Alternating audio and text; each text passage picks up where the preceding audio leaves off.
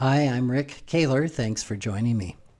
When traveling in the U.S., I rarely purchase the insurance offered by car rental companies.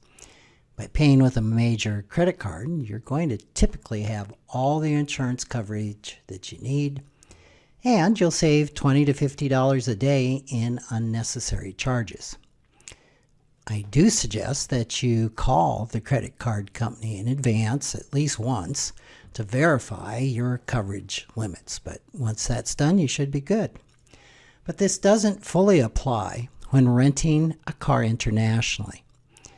I recommend that you call your credit card company every time you travel to specifically check that they will cover a car in the country that you're going to travel to, plus any nuances that there may be in the international travel insurance.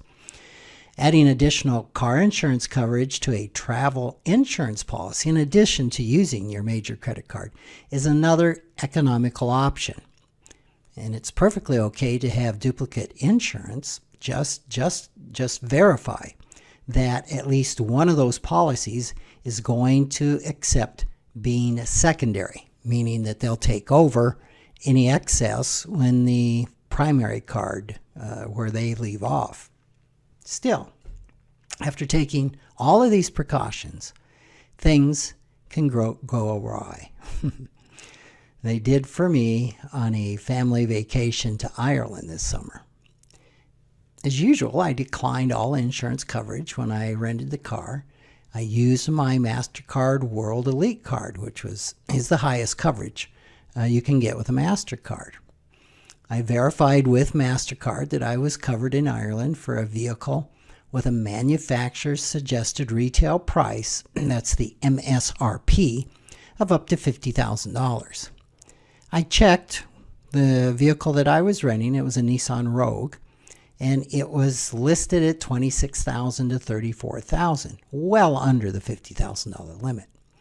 But because I am a worrier and a planner, I also purchased a separate $40,000 vehicle policy from my trip insurance company. $90,000 of coverage. What could go wrong? Well, when we arrived in Dublin, Rebecca at the Hertz counter asked me why I didn't want their insurance. When I told her my credit card would cover it, she said American credit cards don't extend to cars in Ireland. She wanted proof. After a lot of hassle and time on the phone, I had my credit card company email proof that I had the coverage extended to the country of Ireland for $50,000. She then told me $50,000 isn't enough. I needed $65,000. Well, I argued about this because the car was well within the limits, but finally I'm like, okay, this doesn't matter.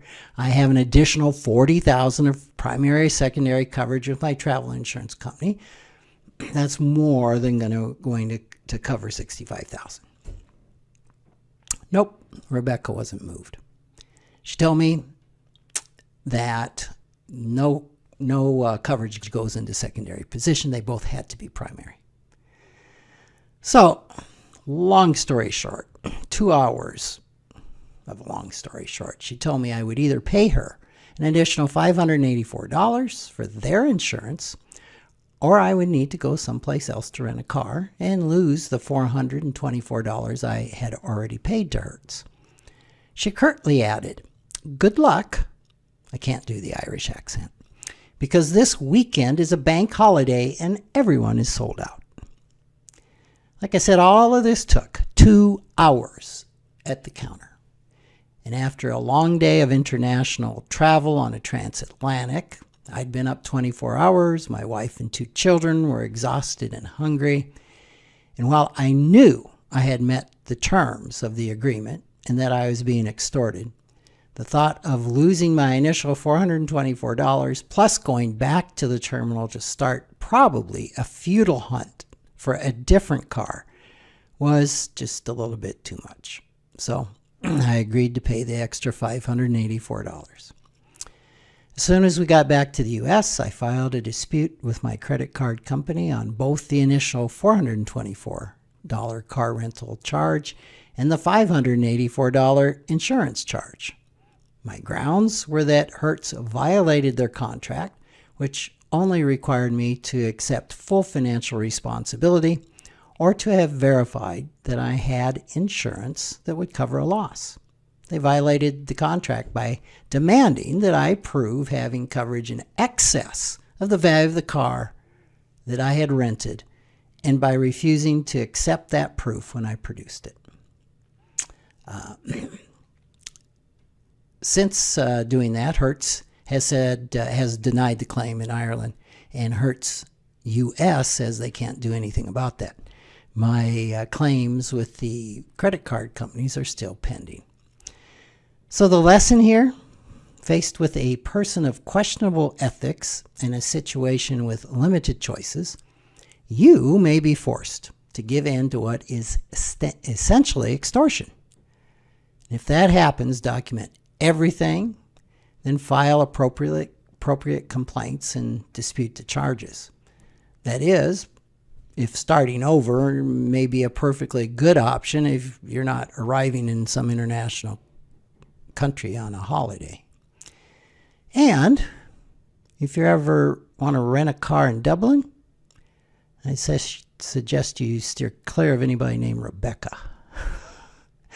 Thanks for listening.